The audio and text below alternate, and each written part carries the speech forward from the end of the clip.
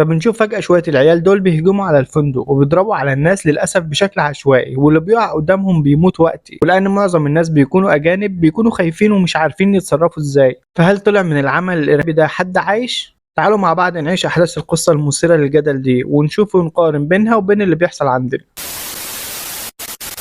في البداية أحب أقول لك إنك بتتفرج على أقوى قناة تلخيص أفلام في مصر. ببساطة كده إحنا بنجيب لك الفيلم ساعة ونص ساعتين في 10 12 دقيقة بطريقة سلسة ومبسطة وسريعة. فلو بتحب النوع ده من الفيديوهات اتأكد إنك عملت اشتراك في القناة وخد لك كده لفة على الحلقات اللي فاتت وفعل الجرس عشان يوصلك كل جديد. ولو عجبك الفيديو ده مش هوصيك تعمل لايك لأنه أكبر دعم لنا وأكبر دليل إن الفيديو فعلا عجبك. بيبدأ الفيلم في مدينة مومباي في الهند سنة 2008، وبنشوف مجموعة شباب صغيرين في السن كده بيوصلوا بمركب عن طريق البحر لأحد شواطئ مومباي، وبينزلوا من المركب الصغير ده وبياخد كل اتنين منهم تاكسي، وبيكون مجموعة منهم معينة رايحة الفندق تاج محل المشهور أوي في الهند. وبيجي المشهد على شاب تاني كده وبنعرف إن اسمه أرجوان، وبيكون بيتشيك عشان ينزل يروح على شغله، وهو بيلبس هدومه بيسمع بنته بتعيط وبيشيلها وبيروح على مراته وبيعطيها البنت وبيودعها وبيمشي لشغله وبيركب الموتوسيكل بتاعه وبيروح لشغله عادي. وبنشوف مجموعة الشباب اللي في التاكسي دول واللي بيكون في ودن كل واحد منهم سماعة وبيتواصلوا مع حد معين زي ما يكون القائد بتاعهم وبيعطوهم تعليمات معينة. وبنروح تاني لأرجوان اللي بنعرف انه شغال في فندق تاج محل وانه وصل متأخر فبيستعجل نفسه كده. وبيجي المشهد على شاب أمريكي اسمه ديفيد وبيسأل التاكسي قدامنا قد ايه ونوصل للفندق، وبيكون برضه حاجز في نفس الفندق. ولما بيوصل هو ومراته وابنه والمربية بتاعته بيكونوا بيستقبلوه استقبال خاص وبيقدموا له كل العروض المتاحة، لكنه بيفضل ان هم يطلعوا يرتاحوا في اوضتهم شوية ويوصلوا للأوضة ويرتبوا أمورهم وكل شيء تمام. ويجي المشهد على واحد من مجموعة الشباب اللي كانوا في الأول دول، وفجأة وسط مكان زحمة بنلاقيه طلع سلاح من الشنطة اللي معاه دي وبيجهز نفسه لشيء ما.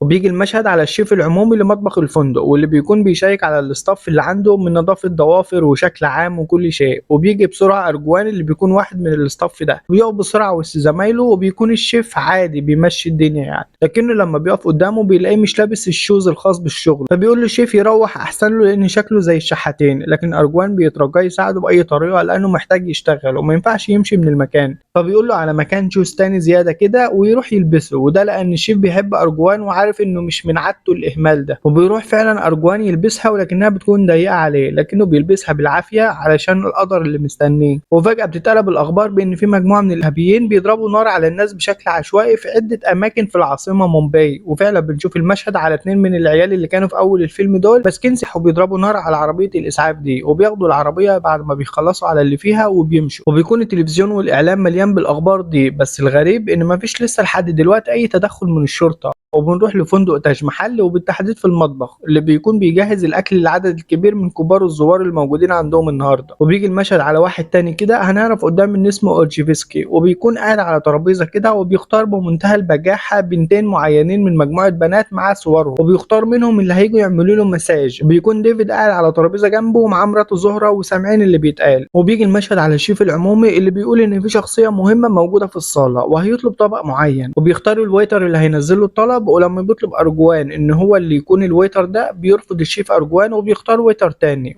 وبيجي المشهد على 4 تانيين من الشباب اللي كانوا في المركب وبيوصلوا لمكان قريب من الفندق، وبيكونوا في مطعم جانبي كده، وفجأة بيطلعوا أسلحتهم وبيضربوا في الناس بشكل عشوائي. وبيكونوا وسط الناس دول ولد وبنت أمريكيين، وبيكونوا متداريين كده وشايفين الولاد دول وهم بيخلصوا على أي حد يشوفوه بيتحرك قدامهم بدون نقاش، لحد ما بيقدروا يهربوا من المكان اللي هم فيه ده. وبيروحوا بسرعة باتجاه الفندق لأنهم عندهم حجز هناك باسمهم أصلا. وبيجي المشهد على أرجوان اللي بيكون واقف مع ديفيد وزهرة وبياخد منهم الأوردر بتاعهم، وبيكونوا مستلطفينه لأنه بيساعدهم في اختيار الأكل وكده. وفجأة بيكون الأمن اللي على باب الفندق لقى قدامه عدد كبير من الناس اللي جت بسرعة عليهم وهم خايفين من ضرب النار وجايين على الفندق عشان يتحموا فيه منهم، ولكن الأمن بيمنعهم علشان مش منظمين وكده. ولكن في الآخر بيدخلوهم كلهم، وبيكون للأسف وسط الناس دي مجموعة من العيال المسلحين دول، وبيكونوا 4 شباب بيقفوا في جنب كده وينظموا ويجهزوا نفسهم للي هيعملوه على راحتهم خالص. وفجأة بيطلع الأخ ده سلاحه وبيعطوا لبعض الإشارة بالسماعات اللي في ودانهم دي عشان يبدأوا الهجوم المتفق عليه. وفجأة بيبدأوا ضرب النار في أي حد وكل حاجة قدامهم، ولا في بقى أمن ولا حراسة ولا بطيخ.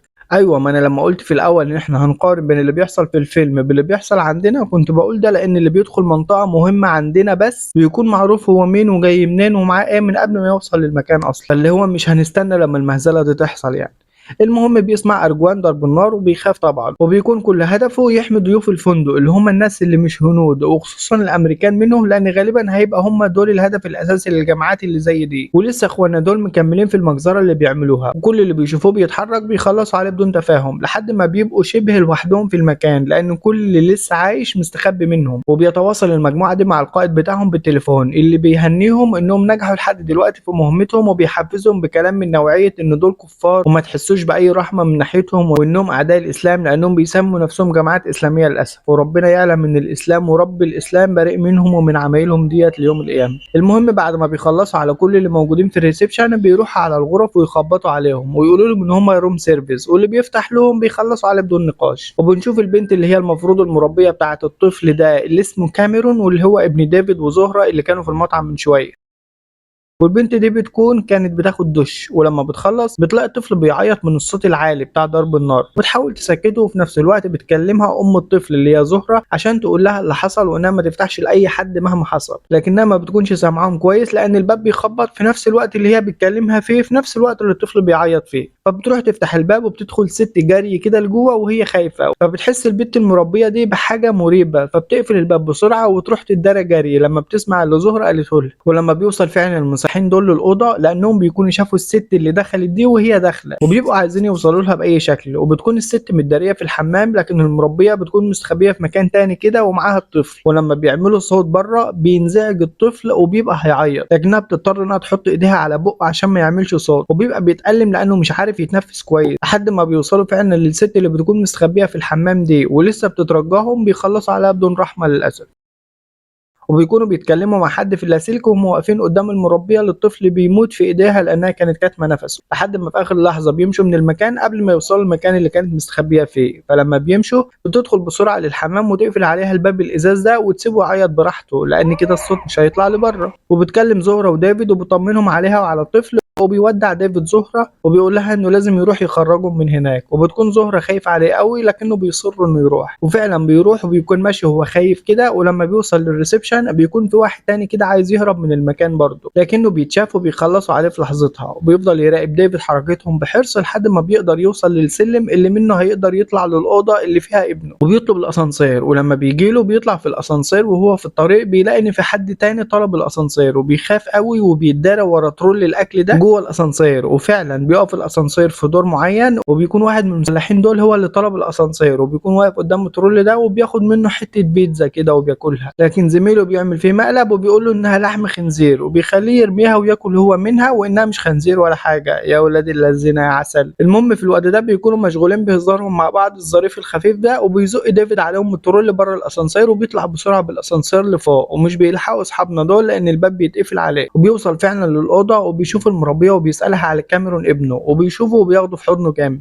في نفس الوقت بيروح المشهد على مرات وبنت أرجوان اللي بتشوف في الأخبار إن في عملية إرهابية اتعملت في فندق تاج محل، وده الفندق اللي بيشتغل فيه أرجوان، فبتخاف قوي وبتقلق عليه. والمضحك بقى في القصة كلها إن الشرطة لحد دلوقتي واقفين بره الفندق زيهم زي باقي الناس واقفين يتفرجوا على اللي بيحصل. والأضحك من كده معرفش ده بجد حقيقي ولا أفورة من المخرج، إنهم واقفين بمسدسات وخايفين ياخدوا أي خطوة. وبيعرف الشيف العمومي باللي بيحصل وبيجمع الاستاف بتاعه عشان يتكلم معاهم، وبيقول له واحد منهم إن في واحدة هربت من الباب الخلفي واحنا ممكن نعمل زيها ونهرب.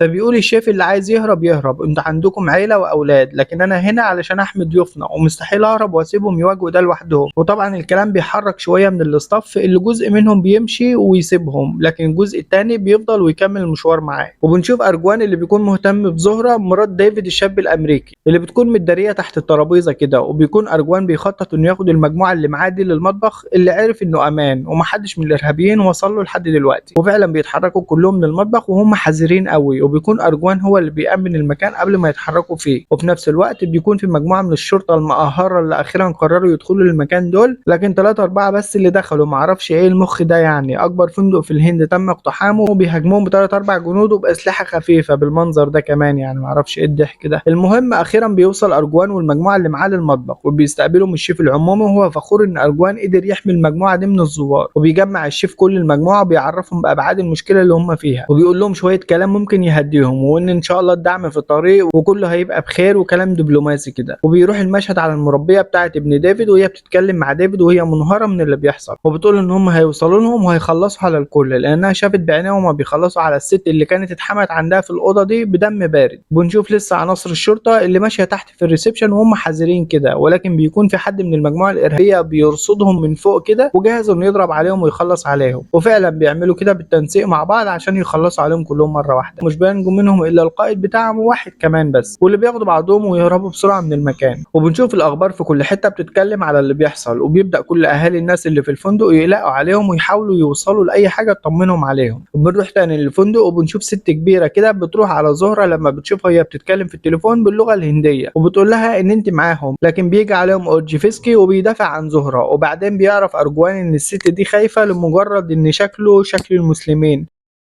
فبيقرر انه يروح عليها ويطمنها من ناحيته وبيوريها صورته مع بنته، بيقول لها ان العمه اللي انا لابسها دي من عادات بلدنا وان قلعها يعتبر اهانه لصاحبها وان عمري ما خرجت من البيت من غيرها، لكن لو ده هيكون سبب انك تبقي مطمنه انا مستعد ان انا اعمل كده دلوقتي. فبتطمن له وبتقول له لا خلاص انا تمام. وبنشوف المجموعه المساعده دي مهدده واحده كده وبتخلي واحده تانية تطلب العملاء على التليفون عشان يعرفوا مكانهم ويروحوا يخلصوا عليهم، ولما ما بترضاش تعمل كده بيخلصوا عليها هي وزميلتها وبيمشوا من المكان. وبيروح تاني للمجموعه اللي مع الشيف وبيخبط عليهم الباب وبيفتح وهو متردد، فبيلاقي بنت مصابه اصابه كبيره وبيجي عليها دكتوره كانت في المجموعه وبتقول ان وجودها هنا خطر ولازم تتنقل لمستشفى حالا. فبيقرر ارجوان ان هو اللي هيعمل كده وهياخدها ويروح للمستشفى، وفعلا بيوافق الشيف بعد اصرار ارجوان على كده، وبيطمن ارجوان البنت المصابه وانه هياخدها المستشفى. وبيبداوا يتحركوا فعلا في نفس الوقت اللي بيكون ديفيد بدا يتحرك عشان يروح ينقذ مراته زهره. وبنشوف ارجوان اللي وهو في الطريق بتقع منه البنت على الارض من التعب وبيروح يامن المكان على السلم، لكنه بيتفاجئ بالاتنين الشرطيين اللي لسه عايشين قدامه دول وبيقول لهم ان هو موظف في الفندق وبيعمل كل اللي يقولوا له عليه عشان يطمنوا ان هو مش مع الجماعه اياها، ويطلبوا منه ان هو يوصلهم لغرفه الكاميرات عشان منها يشوف العناصر دي فين بالظبط. وللاسف بيجي عليهم كلهم مجموعه من العناصر اللي بتضرب نار على البنت المصابه دي وبتخلص عليها.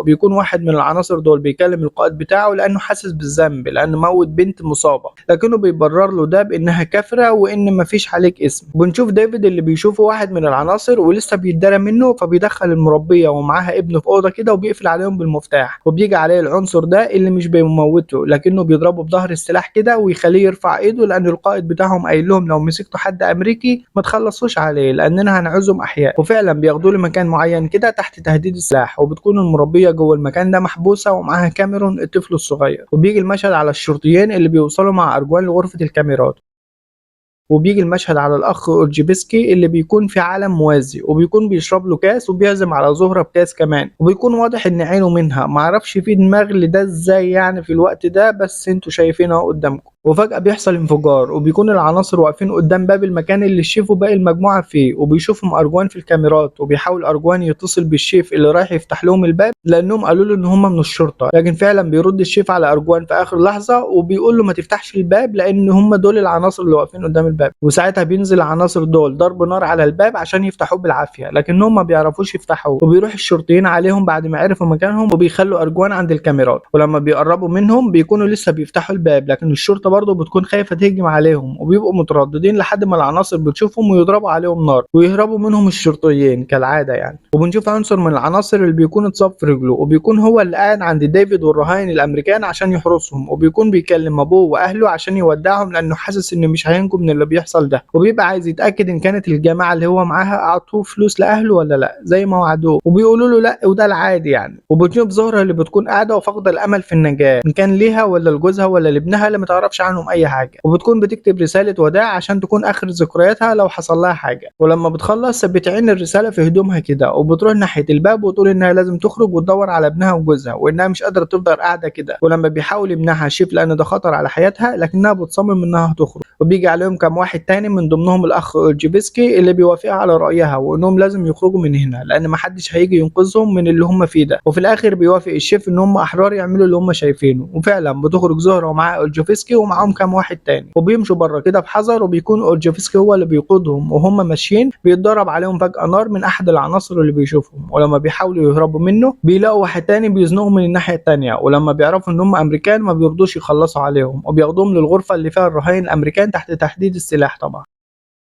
ولما بتوصل للغرفة بتشوف ديفيد هناك وبتكون ملهوفة وعايزة تطمن إن كان ابنهم بخير ولا لأ، لكنه ما بيرضاش يتكلم معاها قدامهم عشان ما يعرفوش إن هما مع بعض، ويربطوهم جامد على الأرض. وطبعا زهرة بتكون منهارة من العياط والخوف من اللي ممكن يعملوه فيها. والناحية التانية بنشوف الشرطة اللي قبضت على المصاب اللي كان فيهم وبيحاولوا يخرجوا منه أي معلومات، لكنه بيكون متدرب إنه ما يقولش أي معلومات لأي حد في حالة إنه يتمسك. وبتكون لسه الأخبار بتنقل آخر أخبار الفندق واللي بيحصل فيه، وبيكون الجماعة دول بدأوا يحرقوا في المبنى كله. وبنشوف واحد من العناصر دول واللي بيكون بيحاول يتكلم مع أوجيفسكي لكنه ما بيعرفش إنجليزي، ولما بيتريق عليه أوجيفسكي لأنه مش فاهم كلامه بيجي ياخد من رقبته سلسلة الصليب اللي هو لابسها دي، بيتف أوجيفسكي في وشه فبيتعصب عليه جامد وبيضرب فيه كتير وبيبقى عايز يخلص عليه. لكن القائد بتاعه اللي معاهم على التليفون بيقول له لا ما تعملش كده واننا ممكن نستفيد منه اكتر وهو حي. بيجي المشهد على ارجوان اللي بيشوف في الكاميرات انهم رايحين على المطبخ، المكان اللي فيه الشيف وباقي المجموعه، فبيروح عليهم بسرعه علشان يعرفهم وينقلهم في مكان تاني امن من هنا. وبيكون من ضمن المجموعه طبعا الطفل كاميرون مع المربيه بتاعته اللي قدر حد بطريقه ما يفتح لها الباب. ولما بنرجع تاني لديفيد وزهره بيكون ديفيد بيحاول يفك نفسه لحد ما فعلا بيعمل كده، لكنه للاسف اول ما بيقوم من على الارض بيضربوا الاخ ده واللي قاعد قدامه بالسلاح وعينه عليهم. وبيجي المشهد تاني على المجموعه اللي بدأ يبقى فيها اختلاف في وجهات النظر، وبعد شويه بيجي اخبار من القائد ان الوقت قد حان وهو ان هم يخلصوا عليهم واحد ورا التاني. فعلا بيمسك الاخ المصاب في رجله ده سلاحه وبيبدأ يخلص عليهم واحد ورا التاني. ولما بيوصل عند اوجيفسكي بيقوم وبيعضوا من رجله المتعوره دي، فبيقع العنصر ده على الارض من الوجع، لكنه بيقوم ويضرب اوجيفسكي طلقه تانيه واللي بتخلص عليه. وكده كده ديفيد بيكون بيموت، فلسه بيودع زهره مراته بيضربوا طلقه تانيه اللي بتخلص عليه خالص وبيودع الفيلم لحد هنا. كده ما عادش حد فيهم عايش الا زهره، واللي بيروح عليها العنصر ده عشان يخلص عليها، لكنه بيتفاجئ انها بتقول لا اله الا الله، وساعتها بيضعف ومش بيقدر يعمل لها حاجه. ولما بيقول للقائد بتاعه انها مسلمه بيقول له عادي خلص عليها وما فيش عليك وزر، لكنه ما بيقدرش يعمل كده في عز ما هي بتقول لا اله الا الله، لحد ما في الاخر بيضطر انه يضرب طلقه في الهواء على اساس انه خلص عليها، لكنه بيسيبها وبيمشي وبتقدر اخيرا تفك نفسها.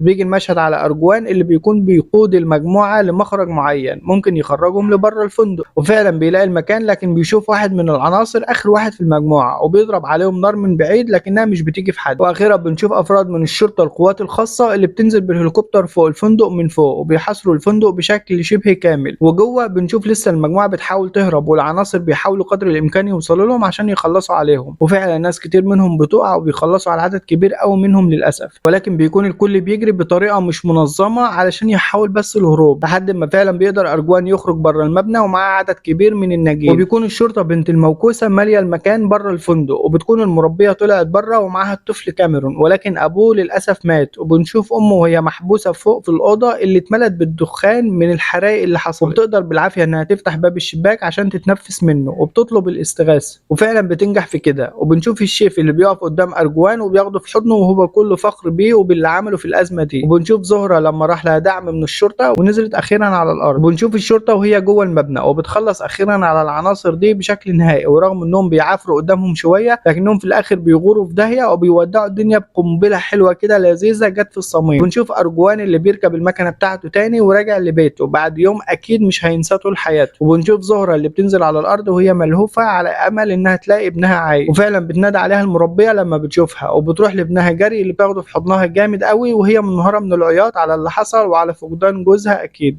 وبيروح ارجوان على بنته وبيشوف بنته ومراته اللي بياخدهم في حضنه جامد وبيشكر الله انه رجع بالسلامه من اليوم العصيب ده. بس كده يا صديقي بيخلص الفيلم لحد هنا، وكل وصل لهنا انتوا اجدع ناس. ما تنساش تقول رايك في التعليقات، ولو في اي اقتراحات تحب نعملها احنا بنقرا وبنرد على كل التعليقات. هسيب لك 4 اقتراحات ل4 افلام، لو معاك وقت شوف اللي يعجبك فيهم. وفي الاخر كالعاده ما تنساش اخواتك من دعواتك، وصلى على النبي محمد. سلام.